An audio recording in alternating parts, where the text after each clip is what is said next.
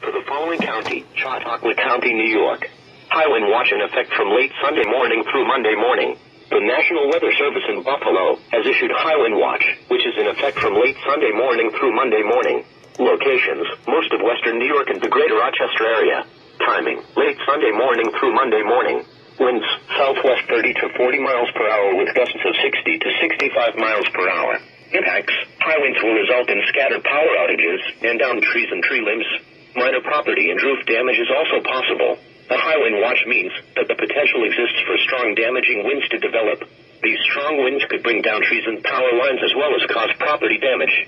If a high wind warning is issued, stay inside and away from windows. Be prepared for trees blocking roadways and power outages. Stay tuned to weather radio or the other radio and TV stations for further details or updates. This is NOAA Weather Radio KEC 58 originating from the National Weather Service Forecast Office in Cleveland.